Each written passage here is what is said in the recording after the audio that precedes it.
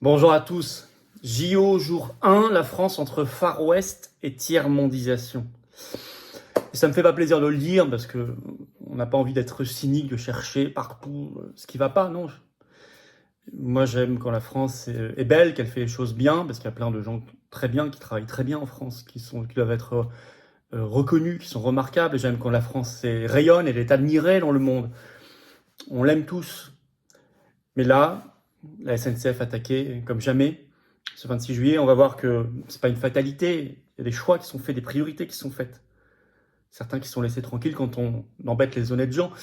Tiers-mondisation, vous allez voir par des exemples très concrets, mais ça, la France non souveraine est en train de plonger dans la tiers-mondisation. On a une caste au pouvoir qui détruit par tous les bouts la France, par tous les bouts. Ils sont en train de tous faire s'effondrer. Il faut la chasser, cette caste. Il faut revoir complètement les priorités. On va en parler dans cette vidéo. Alors au-delà du problème des libertés posées par ces JO totalitaires, hein, j'en ai fait une vidéo, on en parle régulièrement.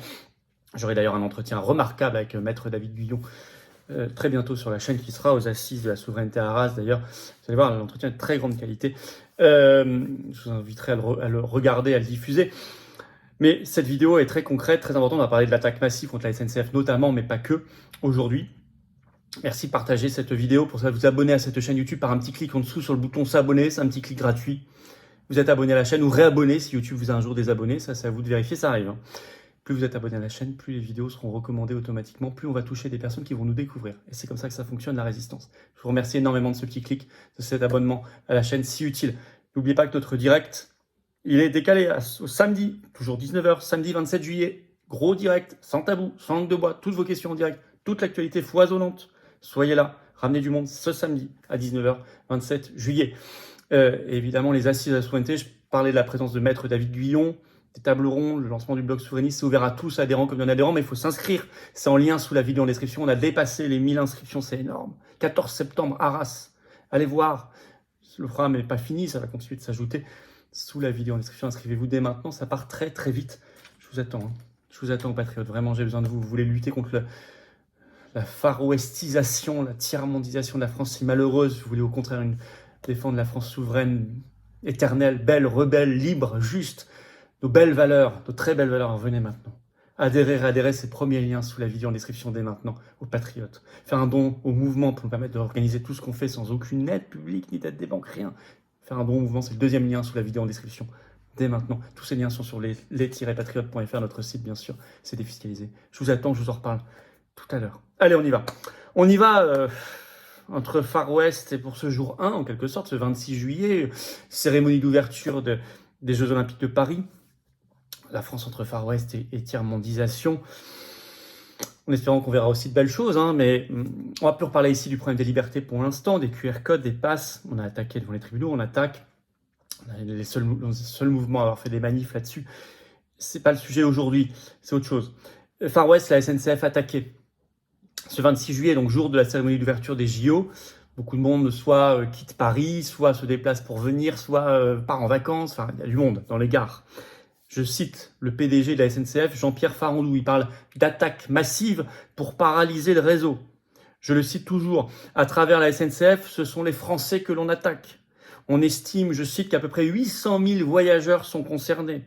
Selon le ministre des Transports, Patrice Fergrit, c'est, je cite, un acte criminel scandaleux. Les perturbations devraient durer, dit-il, au moins tout le week-end. Donc c'est vraiment massif. Alors sur le fond, qu'est-ce qui se passe ? France Info, le 26 juillet, a sorti un article, je cite, la SNCF a été victime cette nuit, donc du 25 au 26 juillet, de plusieurs actes de malveillance, a fait savoir le groupe ferroviaire dans un communiqué précisant que des incendies volontaires ont été déclenchés pour endommager ces installations. Dans le détail, 5 dégradations ou tentatives de dégradation sur le réseau SNCF ont lieu entre 1h et 5h30 du matin, ciblant des boîtiers électriques ou de signalisation, ont appris France Info et France Inter, de sources proches du dossier. Alors, c'est volontaire, c'est concomitant, c'est organisé, dit le ministre des Transports, je vais vous le citer, dans un point presse, donc Patrice Fergrit. Tous les éléments, dit-il, que nous avons montrent bien que c'est volontaire. La concomitance des heures, des camionnettes retrouvées, avec des personnes qui ont fui, notamment sur la partie sud-est, des engins incendiaires retrouvés sur place, tout indique que ce sont des incendies criminels. Cette opération n'a pas donné lieu pour le moment à une revendication. Au moment où j'enregistre la vidéo, en tout cas. Alors, Le Monde ajoute dans un article du 26 juillet, je cite, qu'un autre acte malveillant a été déjoué sur la ligne sud-est et que l'opérateur conseille à tous les voyageurs de reporter leur voyage et de ne pas se rendre en gare. Quelle pagaille, le Far West. Alors, quand même, on va se poser des questions.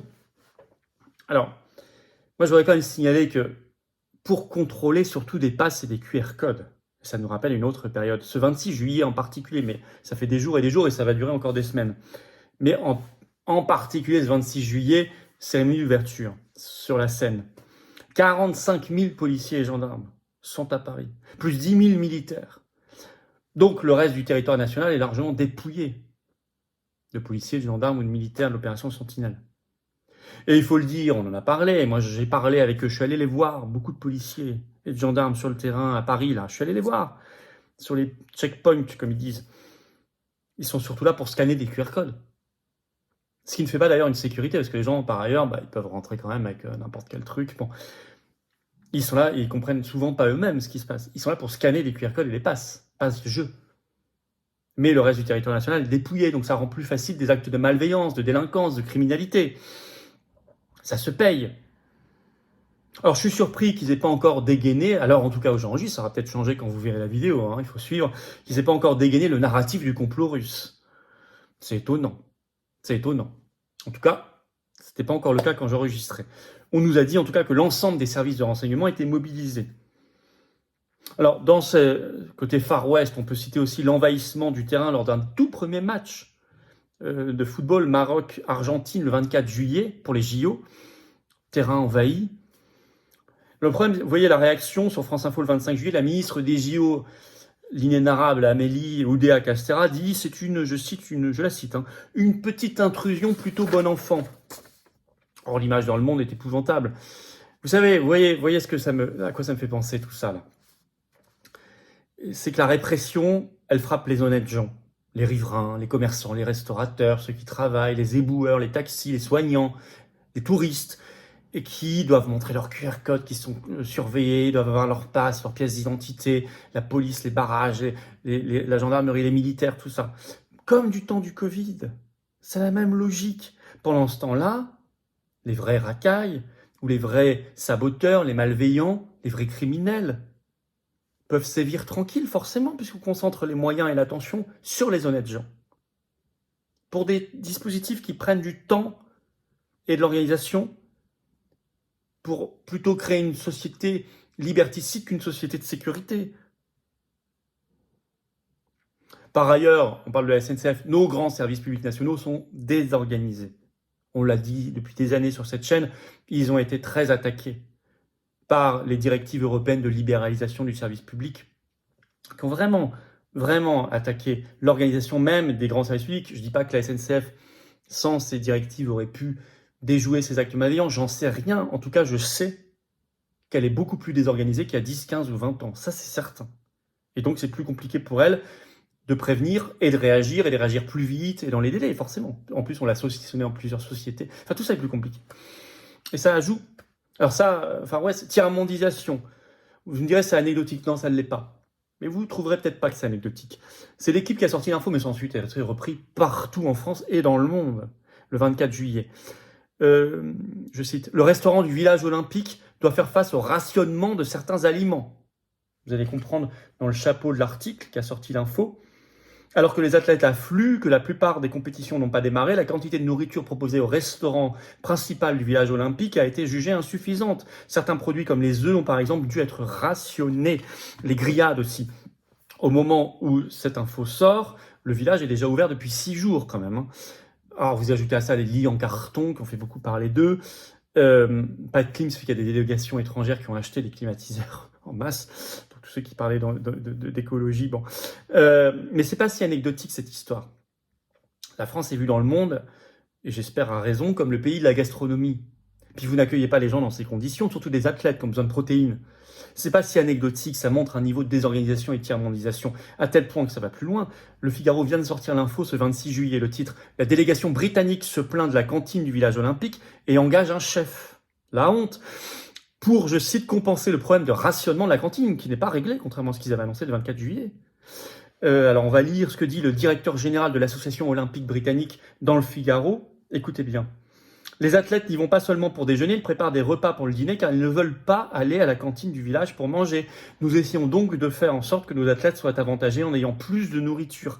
C'est le principal problème à l'heure actuelle, poursuit l'officiel britannique dans les colonnes du Times. Donc là, il est en train de donner une interview sur ce sujet-là dans le Times, qui est très regardé mondialement. Donc ça a une résonance mondiale. Là, on est vraiment dans la tiers-mondialisation et je crains que ce n'est que le jour 1, que dans les jours 2, 3, 4, 5, 10, 15, etc. pour la suite des JO, ça va être le 11 août pour les JO, puis les Jeux paralympiques, on en voit d'autres. Nous sommes face à une caste, vous le savez, une caste qui détruit la France par tous les bouts, qui est en guerre contre son peuple, au lieu de pourchasser les vrais fauteurs de troubles, au lieu de cibler les vrais fauteurs de troubles. Nous sommes en guerre, Macron nous disait en mars 2020, lors du début du Covid, ça n'a pas changé. Il faut la chasser, cette caste. Bien sûr que derrière, ce ne sera pas parfait. Je ne vous promets pas un monde parfait. Mais déjà, vous voyez bien que ces gens-là ne sont pas bien intentionnés. C'est ça le principal problème. Beaucoup de gens pensent encore que par définition, un gouvernement est bien intentionné avec son peuple. Ça n'est pas vrai. Deuxièmement, ça pose de vrais problèmes de choix, de priorité de politique publique, d'organisation des choses, qui ont des conséquences très pratiques dont je viens de vous parler. Remettre debout le pays, remettre debout nos grands services publics, ça c'est un vrai sujet politique, avec un P majuscule au sens noble du terme. C'est une grande priorité des patriotes, une de nos grandes priorités. Il y a des gens qui aiment la France, tout simplement, qui ne veulent pas la voir comme cela, qui ne veulent pas qu'elle renvoie cette image-là au monde. Merci de partager cette vidéo, il faut qu'on se batte ensemble. Abonnez-vous à cette chaîne, si vous voulez bien, par un petit clic en dessous, à cette chaîne YouTube. Le petit clic gratuit pour vous, il va aider énormément la diffusion des vidéos, je vous en remercie beaucoup.